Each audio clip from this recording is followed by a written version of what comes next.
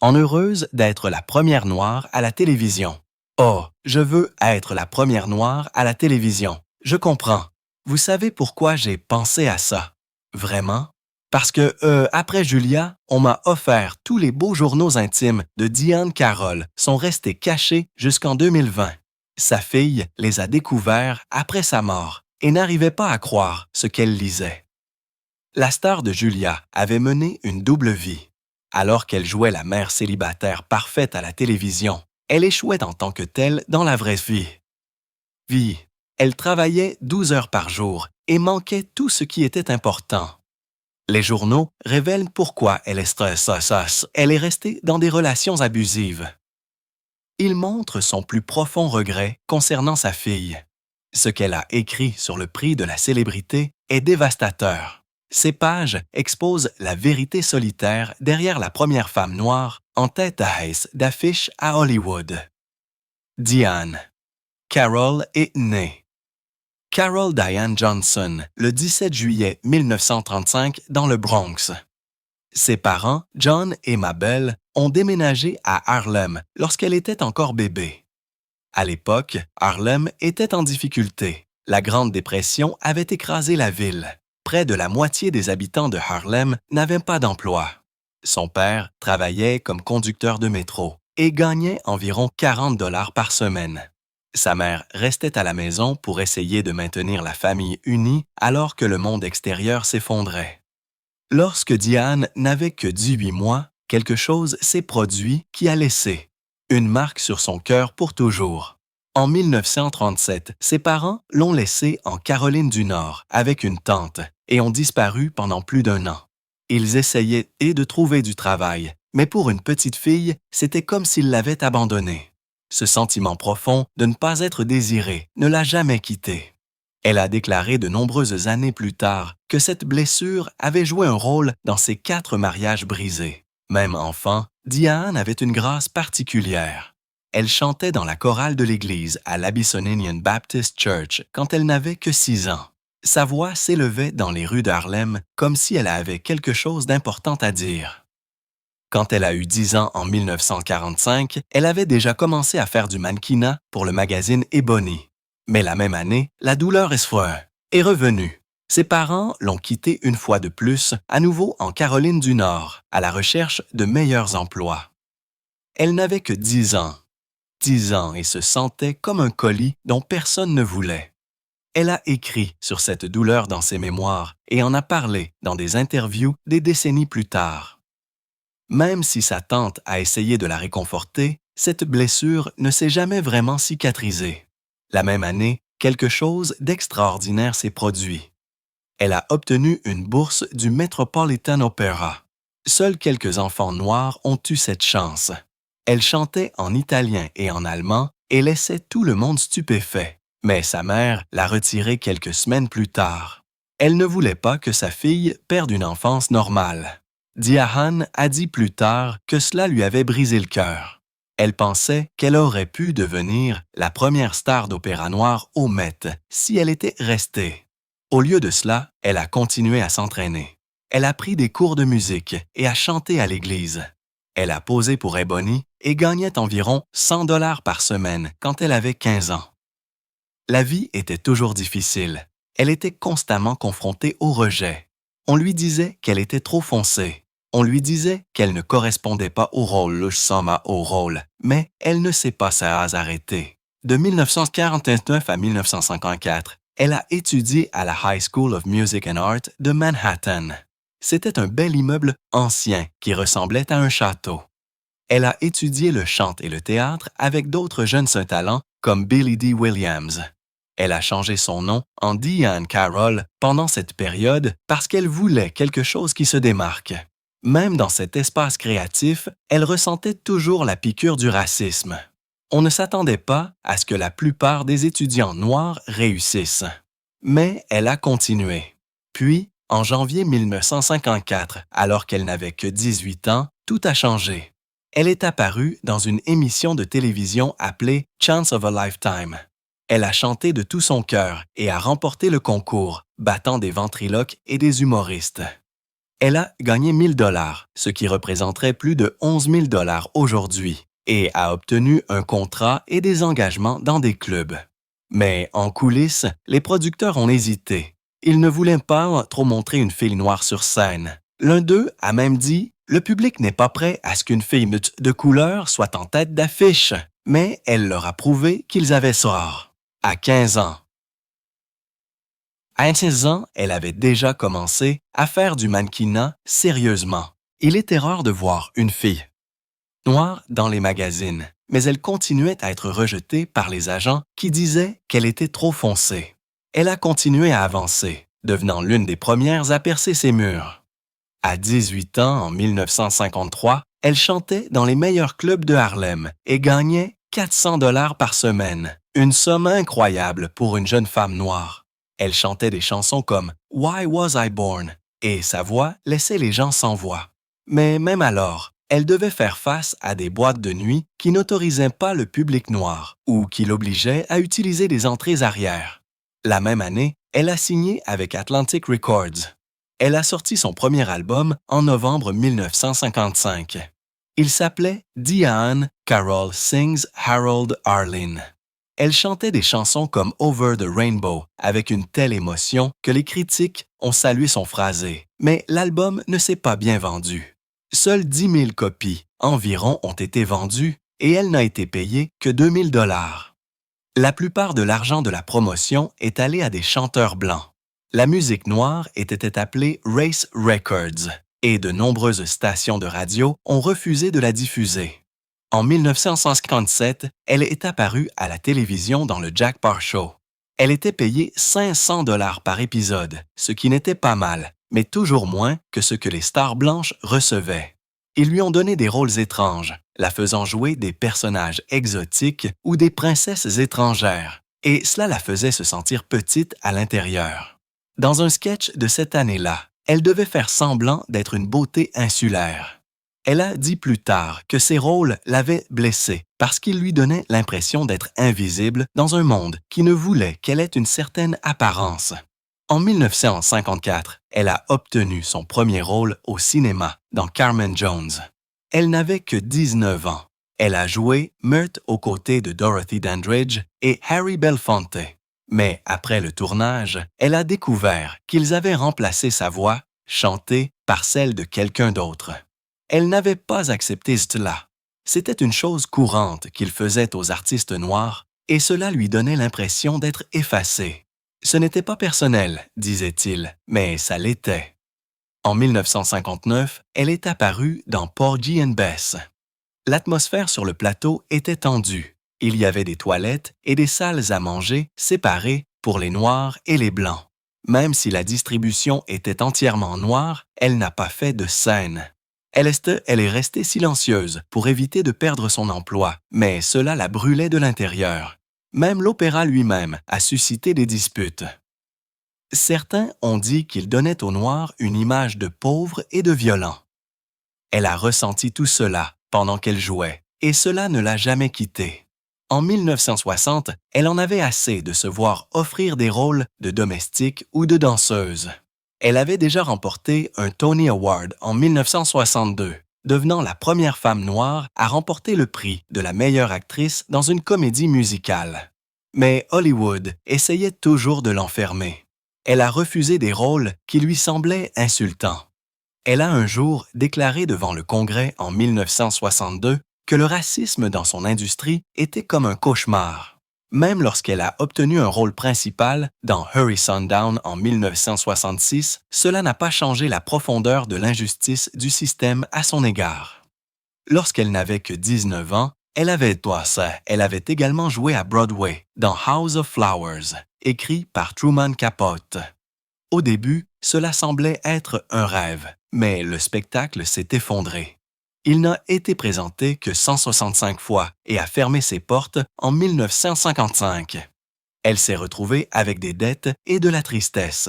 Elle a chanté dans des clubs à travers New York et Las Vegas juste pour survivre. Cela a failli la briser, mais elle a continué à grimper. Puis est venue No Strings en 1962. Elle a joué une mannequin noire amoureuse d'un écrivain blanc. C'était une histoire audacieuse qui se déroulait à Paris et elle a de nouveau marqué l'histoire. Le spectacle lui a valu ce Tony Award, mais la haine est venue avec lui. Certaines personnes ont envoyé des menaces, certains théâtres ont refusé de présenter le spectacle. Une lettre la traitait de traître à sa race. Elle n'a pas reculé. Elle a chanté une chanson intitulée The Sweetest Sounds dans ce spectacle, et elle est devenue un standard de jazz. Mais même avec son succès, elle était payée 20 500 $ par semaine, la moitié de ce que gagnait sa co-star blanche. Elle a dû se battre juste pour obtenir une petite augmentation. Et pourtant, elle n'a pas reçu de redevance lorsque la chanson a atteint les sommets des charts. Elle a dénoncé plus tard à quel point tout cela était injuste, et sa voix a aidé d'autres artistes noirs à s'exprimer également. En 1963, elle a emmené No Strings en tournée. Ils se sont rendus dans 12 villes, même à l'étranger. En Europe, les foules l'adoraient, mais dans le sud des États-Unis, les choses ont pris une tournure sombre. À Atlanta, les hôtels ne voulaient pas la laisser séjourner.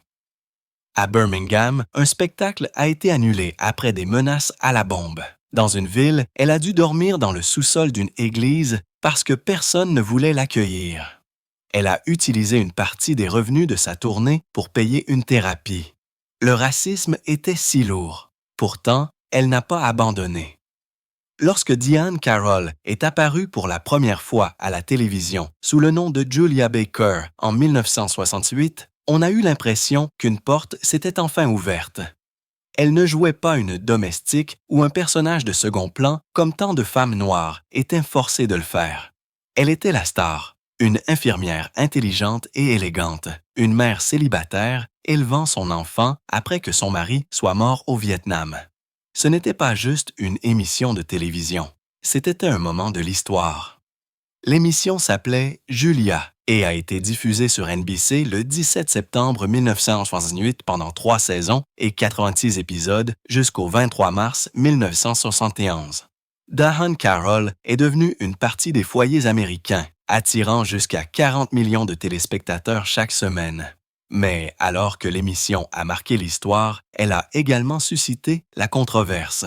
Certaines personnes ont aimé son aspect moderne et raffiné.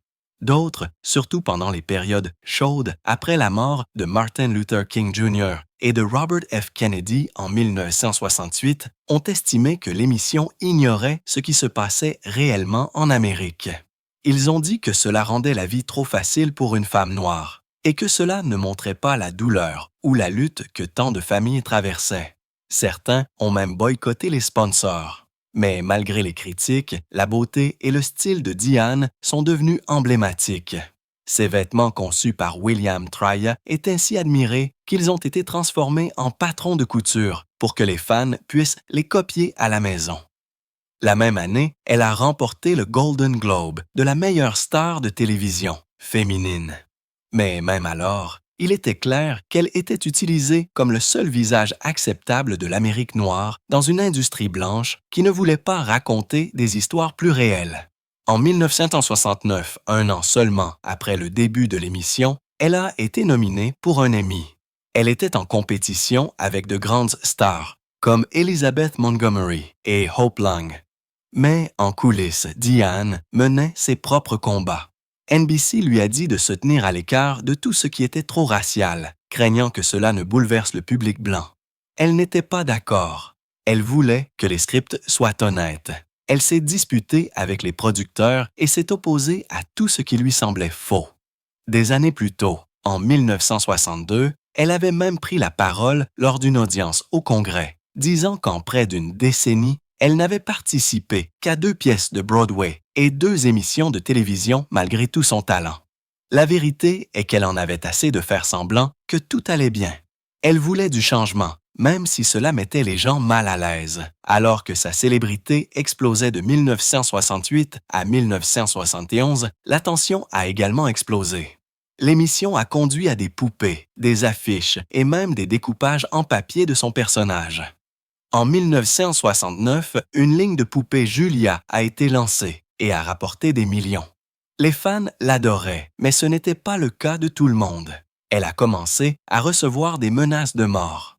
certaines personnes détestaient de voir une femme noire dans un rôle fort et respectueux. Elle a eu besoin de garde du corps. Le courrier haineux a afflué. La même chose s'était produite en 1966 lorsqu'elle a fait le film Hurry Sundown et que le Ku Klux Klan a envoyé des menaces à la distribution. Maintenant, c'était encore pire. Sa co-star, un jeune garçon nommé Mark Kopage, qui jouait son fils, a dit que Diane avait pris le plus gros du choc.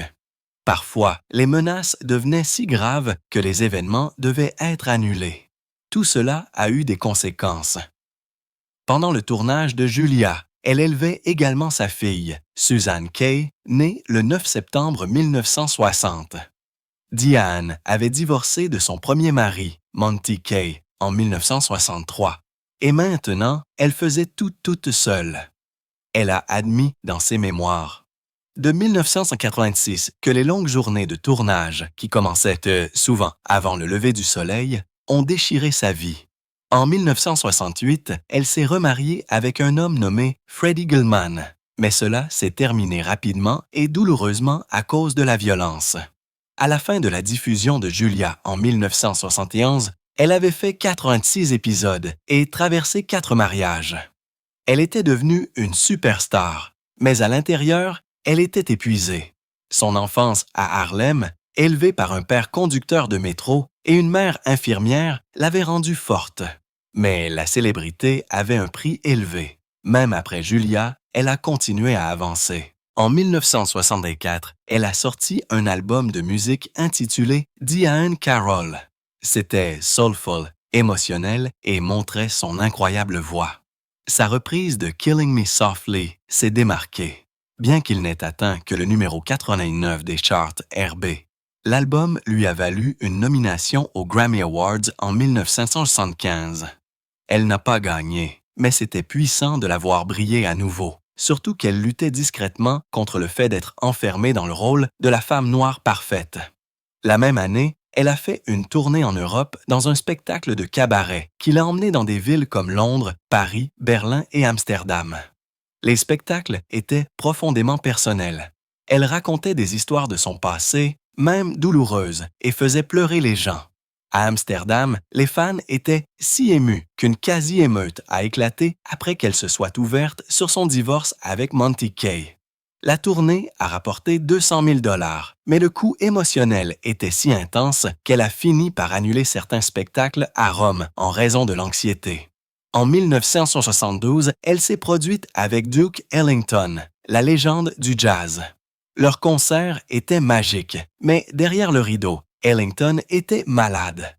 Elle ne le savait pas au début. Pendant les répétitions, il a craché du sang, mais a continué. Quand elle a découvert qu'il avait le cancer, cela l'a dévastée. Il est mort en 1974 et la perte est restée avec elle. Elle a dit qu'il l'avait appelée sa muse. Après sa mort, elle a lutté contre le deuil et a dû suivre une thérapie. La même année, en 1974, elle a fait son plus grand retour avec le film Claudine. Elle a joué une mère célibataire pauvre à Harlem, essayant d'élever 6 enfants tout en traitant avec des inspecteurs de l'aide sociale et une romance naissante avec un éboueur joué par James Earl Jones. Le film est sorti le 22 avril 1974. Il était brut et réel et ne ressemblait en rien à son image propre de Julia. Elle a failli ne pas accepter le rôle. Elle avait peur d'être jugée, mais elle s'est lancée à fond. Elle a visité de vrais bureaux d'aide sociale, a parlé à plus de 30 mères célibataires et a observé comment elles étaient traitées. Certaines ont attendu 8 heures pour seulement 250 $ par mois. Les histoires l'ont profondément blessée. Elle ne pouvait pas dormir. Elle a eu des crises de panique. Elle a même perdu 15 livres à cause du stress. Mais sa performance lui a valu une nomination à l'Oscar de la meilleure actrice aux Academy Awards de 1975. Elle était la première femme noire nommée dans un rôle principal depuis Dorothy Dandridge en 1964. Pourtant, certaines personnes ont détesté le film. Les militants ont dit qu'il rendait la pauvreté glamour. Des manifestations ont éclaté. Des tracts ont été distribués le qualifiant de cinéma Oncle Tom. Mais Diane l'a soutenu disant qu'il donnait une voix aux vraies femmes qui avaient été ignorées. En janvier 1965, elle a remporté le prix de l'image CP de l'enveloppe pour Claudine. Elle a utilisé son discours pour dénoncer le racisme d'Hollywood. Elle a dit qu'il était temps de raconter de vraies histoires, pas seulement des domestiques ou des prostituées. Le discours a ému tellement de gens que le nombre de membres de la NAACP a augmenté de 20% cette année-là. Mais derrière ces paroles fortes, elle doutait toujours d'elle-même. Dans son journal, elle a écrit qu'elle se sentait comme un symbole, comme si elle ne le méritait pas. La thérapie a aidé, mais la pression n'a jamais disparu. Elle a ensuite joué au Carnegie Hall en 1976, attirant une foule à guichets fermés. Mais alors qu'elle éblouissait dans une robe étincelante de Bob Mackie, elle n'a gagné que 10 000 $. À peine 3 ans plus tôt, Barbara Sterand avait gagné 5 fois ce montant pour un spectacle similaire. La différence de salaire a montré à quel point les préjugés étaient profonds. Diane a continué cependant. Elle a continué à se battre. Dans les années 1980, elle a rejoint Dynasty et a joué Dominique Deveau, un personnage audacieux et glamour. Mais même là, les choses n'ont pas été faciles. Les producteurs ont envisagé de la supprimer rapidement. Des rumeurs selon lesquelles elle était difficile ont commencé à se répandre. Elle est restée dans l'émission jusqu'en 1987, mais n'a jamais eu la visibilité qu'elle méritait. Les co-stars blanches étaient mieux payées et avaient de meilleures histoires. Quand elle a finalement quitté l'émission, c'était calme. Diane Carroll a épousé Monty Kaye en 1956. Il était producteur de disques et l'a aidé à orienter le début de sa carrière. Mais les choses n'étaient pas paisibles. Son propre père a refusé de venir au mariage qui s'est déroulé à Harlem.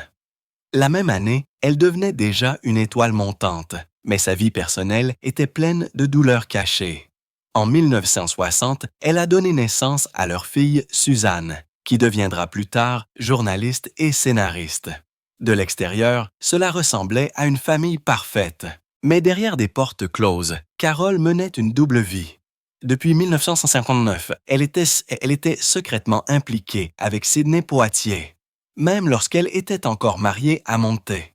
En 1963, son mariage s'effondrait. Monté avait été infidèle et la propre liaison de Carole n'a fait qu'embrouiller les choses. Elle a essayé d'aller à l'Université de New York pour étudier la psychologie, espérant trouver la paix, mais elle a quitté l'école pour suivre son rêve dans la musique. Après le divorce en 1962, elle a admis qu'elle s'était sentie brisée et émotionnellement perdue, essayant d'équilibrer sa renommée croissante avec sa vie personnelle qui s'effondrait. À l'époque, les couples interraciaux comme le sien étaient soumis à un examen minutieux et la pression n'a fait qu'aggraver les choses. Des années plus tard, elle a dit que poursuivre son rêve avait parfois coûté cher à son lien avec Suzanne, bien qu'elle se soit réconciliée plus tard dans la vie. Sa liaison de 9 ans avec Sidney Poitier a commencé sur le plateau de Porgy and Bess en 1959. Tous deux étaient mariés à l'époque. Il lui a dit qu'il quitterait sa femme, Juanita Hardy, et il a même acheté à Carole une bague et un grand appartement sur Riverside Drive. Le croyant, elle a divorcé de Monty Kaye en 1962. Mais Sidney a changé d'avis. Il l'a enfermé à l'extérieur de l'appartement et lui a dit de le rembourser. Carole avait le cœur brisé. Elle s'est décrite comme désespérée et complètement sous son contrôle. Quand elle a essayé de passer à autre chose et à fréquenter d'autres hommes, Sidney s'est déchaîné. Il l'a insultée, la maudite, et a agi comme si elle lui appartenait. La violence émotionnelle l'a tellement déprimée qu'elle a une fois envisagé de mettre fin à ses jours. Elle a écrit sur cette douleur dans ses mémoires de 2008 « The Legs Are the Last to Go ». Ils ont de nouveau travaillé ensemble dans Paris Blues en 1961. Mais la relation s'est finalement terminée en 1968 lorsque Sidney a refusé de laisser sa fille faire partie de leur avenir. Pourtant, ils sont finalement redevenus amis et Sidney a plus tard loué son intelligence. Leur histoire d'amour était pleine de promesses et de chagrins, Tout cela se déroulant pendant que le mouvement des droits civiques se développait et que le monde regardait. En 1964, Sydney a remporté l'Oscar, mais leur vie privée s'effondrait discrètement derrière les caméras. En 1975, Diahann Carroll s'est mariée à nouveau. Cette fois, c'était avec un jeune rédacteur en chef du magazine Jet nommé Robert Dillion. Elle avait 39 ans et il n'en avait que 24. Ils se sont rencontrés lorsqu'il est venu l'interviewer et sont rapidement tombés dans une romance tourbillonnante. Ils se sont mariés en secret, mais Jet a publié les photos quand même. Dès le début, les choses semblaient instables. Il a quitté son emploi et l'a suivi à travers le pays. Il y avait des disputes constantes, parfois violentes. Carroll a dit qu'il avait une fois réservé un siège à côté d'elle juste pour la surveiller après une remise de prix. Il luttait contre sa renommée et elle luttait contre sa jalousie. Le 31 mars 1977, seulement 2 ans après leur mariage, Robert était mort dans un étrange accident de voiture à Beverly Hills. Certaines personnes ont chuchoté à propos d'un acte criminel, mais cela a été considéré comme un accident. Carroll a été laissée brisée. Elle a admis plus tard que cette relation lui avait fait réaliser qu'elle continuait à répéter des schémas douloureux. Cela l'a envoyée en thérapie, y compris des séances où elle a exploré son traumatisme en utilisant du LSD. Mais elle a utilisé son chagrin pour grandir, revenant à sa carrière plus forte, bien que profondément marquée. En 1997, Diahann avait 62 ans lorsqu'elle a découvert qu'elle avait un cancer du sein. C'était un choc énorme. Elle n'avait pas d'antécédents familiaux et prenait grand soin de sa santé, mais un test de routine a montré une petite tumeur dans son sein droit. Elle a subi une intervention chirurgicale et a subi 9 semaines de radiothérapie tout en continuant à travailler. Le traitement l'a épuisée. À un moment donné, son système immunitaire est devenu si faible qu'elle a attrapé la varicelle et des infections cutanées. Elle a continué à avancer, disant qu'elle avait toujours été une personne qui résolvait les problèmes. En coulisses, la douleur de ses relations passées l'a rendue encore plus fragile. Elle avait été mariée 4 fois et chacune l'a laissée se sentir plus seule. Parfois, elle a admis se sentir suicidaire, mais elle a lentement commencé à guérir et à transformer sa douleur en action. En 2001, elle encourageait les femmes à se faire dépister et elle a même inspiré 3 employés d'hôtel à se faire examiner. 2 d'entre elles ont été diagnostiquées précocement et ont reçu de l'aide. Elle croyait qu'il fallait travailler en étroite collaboration avec ses médecins comme une équipe. Carroll est restée sans cancer pendant de nombreuses années. Elle est décédée en 2019 à l'âge de 84 ans des suites de complications de la même maladie qu'elle avait autrefois combattue si durement pour vaincre. Même pendant ses années les plus sombres, elle a continué à jouer dans des émissions comme Julia et Dynasty, utilisant sa douleur comme carburant. Son travail acharné et son courage ont finalement été honorés de grandes manières. Le 3 avril 1990, Diahann a reçu une étoile sur le Hollywood Walk of Fame.